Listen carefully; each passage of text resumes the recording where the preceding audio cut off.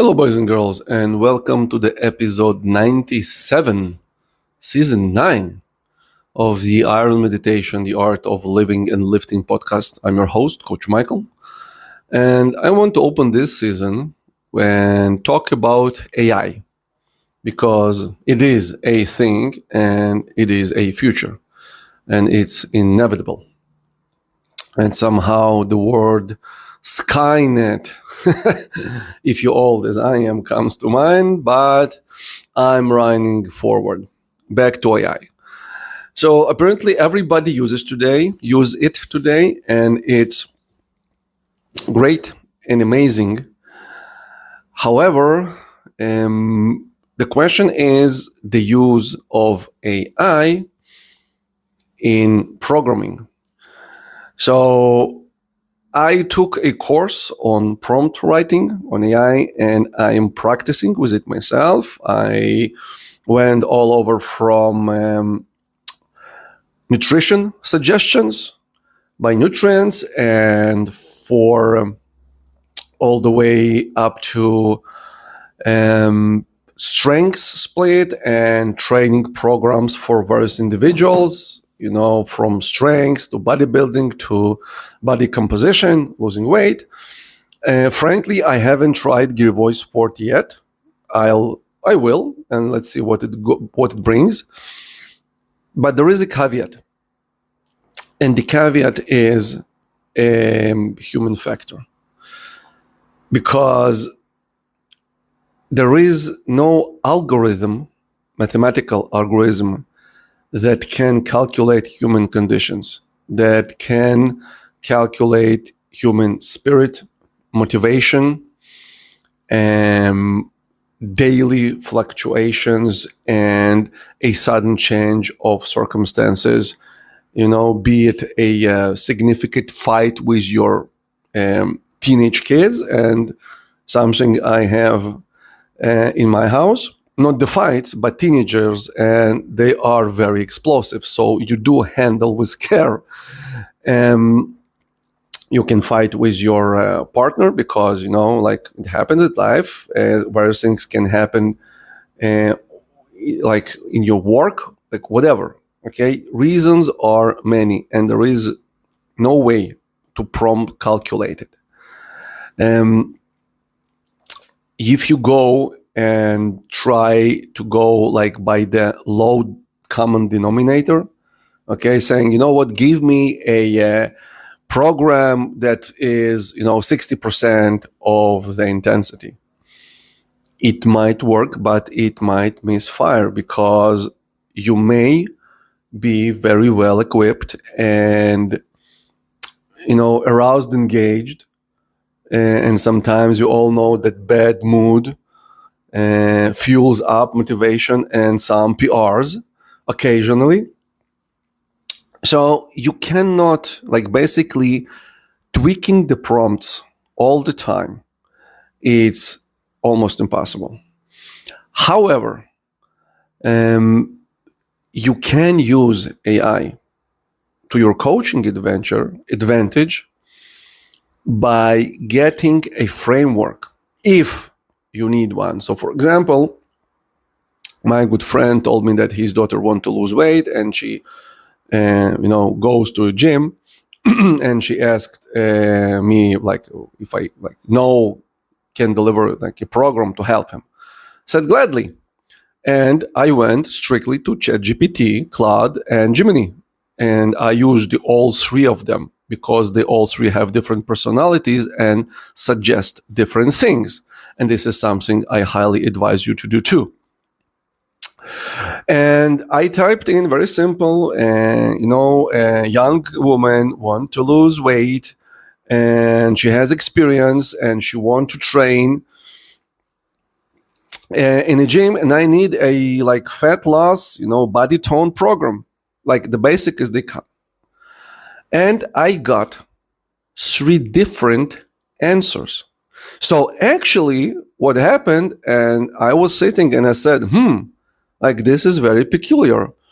All the 3 of them, the ChatGPT, Claude, and Gemini, the Google one, gave me very good example because, come on, how much can a program be original, quote unquote, when we are talking about body composition.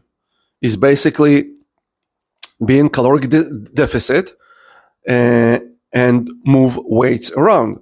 So basic bodybuilding, like there is nothing new under the sun. However, when I looked closely at the programs and the splits were fantastic, like the suggestions for 3 days were really amazing. Like, okay, simple, direct, because the data knowledge of all the three with all the various programs is like beyond my ability.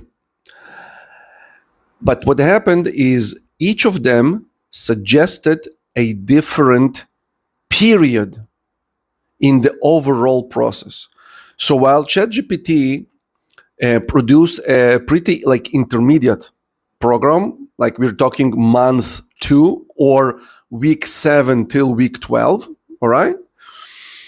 Claude gave me some hardcore, HIIT, Tabatas, really intense circuit training, which actually suits for the third period when a trainee got some adaptation and we can really ramp things up. And Gemini gave me a pretty decent, nice 2 days split. Third day, he gave me yoga and active recovery. And when I typed like, hey, dude, what about day 3? He answered, in day 3, motherfucker, you'd better rest and recover and get your body, okay, ready for the next week. And I said, you know what? Hands up. Okay, you got me there. And this is what I did. Okay, I basically built a 3-step process, taking all of 3 programs. And I've created a periodization plan for about 12 to 16 weeks that suits the girl's need.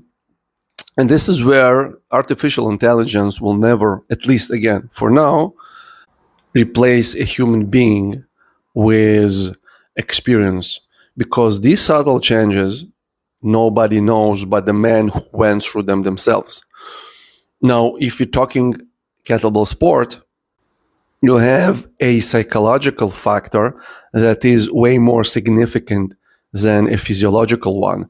And while one of the AI tools may produce pretty decent kettlebell sport program that will be perfect for written manuals, book, IG posts, it most probably won't suit many of lifters because you have your head thing going on and you need to tweak these minor adaptations, and you often change or completely replace the mathematical algorithms and point blank logic. Because, for example, you need to start from the overall volume accumulation, then you go for intensity, then you bring back the intensity and you begin to fuse it with volume, and then you're moving on to your competitive phase, right? This is by the book. However, while it may work in a very broad structure, within the structure, you may find athlete then you need completely reverse or change or do this hybrid, this weekly undulating periodization style where you mix this stuff to really push the athlete forward without injuring, and what's most importantly, without breaking him psychologically. Because if it gets you, you will hate, like math in school. If you had a bad teacher, you hate math for your life. So pretty same bad experience you can have with kettlebell sport. So here you have it.